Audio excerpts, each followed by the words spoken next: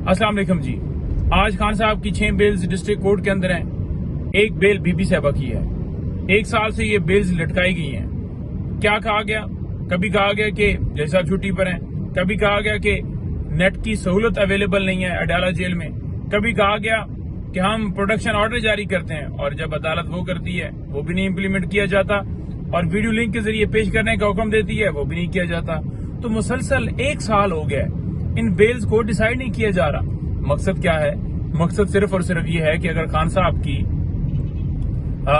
बरीयत होती है किसी और केस में या दीगर केसेस खत्म हो जाते हैं तो फिर इन केसेस में बेल्स जो हैं वो खारिज करके तो गिरफ्तारी डाली जा सके, इसी तरह बीबी साहबा की डाली जा सके।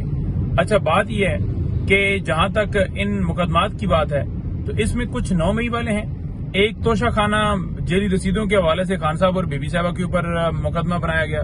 तो इस तरह की केसेस हैं। 109 का रोल है जी, इमा का रोल है जी, आपकी इमा के ऊपर तोड़ फोड़ हुई, जलाओ, हालांकि कोई एविडेंस नहीं है इनके पास, कोई चीज नहीं है इनके पास, लेकिन उसके बावजूद ये मुकदमात बनाए गए और ये मुकदमात चल रहे हैं। अदालतों को भी पता है कि ये झूठे मुकदमात हैं। कितने मुकदमात में खान साहब की बरीयत हो चुकी है, उसके बावजूद बाकी केसेस भी इसी तरह से चल, हालांकि अदालत को पता होता है कि ये केस क्या है।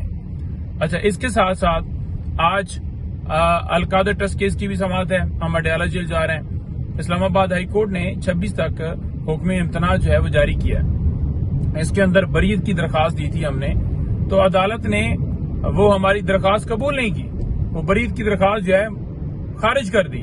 हमने सदा की कि जहां तक जितनी एविडेंस हो गई है तो अगर ये केस कंक्लूड भी होता है तो केस सजा नहीं होगी, लेकिन वो बरीयत की दरखास्त खारिज कर दी गई। हम इस्लामाबाद हाई कोर्ट में गए तो इस्लामाबाद हाई कोर्ट ने मुतलका कोर्ट से, यानी जो एहतसाब अदालत है, उससे रिकॉर्ड भी तलब कर लिया है और इस्लामाबाद हाई कोर्ट ने हुक्म इम्तना भी जारी किया, क्योंकि जब केस ही चलने के काबिल नहीं है तो फिर केस कैसे चल सकता है।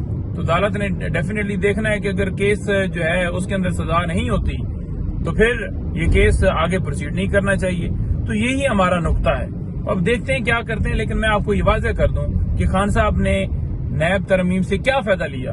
कह रहे थे कि बड़ा फायदा ले लिया, बीबी साहबा ने बड़ा फायदा ले लिया, वो तो अभी भी जेल में है। इसके अलावा आपको बताऊं कि जो है वो इस्लामाबाद हाई कोर्ट ने तोशा खाना केस के अंदर खान साहब और बुशरा बीबी साहबा के हवाले से जो दरखास्त दी गई थी कि उनकी बेल्स जो हैं वो जल्दी डिसाइड करें, तो इस्लामाबाद हाई कोर्ट ने कहा है कि नेशनल जुडिशल पॉलिसी के मुताबिक 5 दिन के अंदर बेल्स डिसाइड करनी होती हैं, तो आप 5 दिन के अंदर करें। तो लिहाजा अब देखते हैं क्या अदालत करती है। 5 दिन का हुक्म दिया गया है, लेकिन जहां तक बात है खान साहब की रिहाई की, तो खान साहब के ऊपर अभी 9 मई के केसेस हैं, लेकिन बुशरा बीबी साहबा के ऊपर, यानी कि अगर इस मुकदमे में तोशाखाना से बेल होती भी है तो बुशरा बीबी साहबा जो है वो सिर्फ एक तोशाखाना केस में है।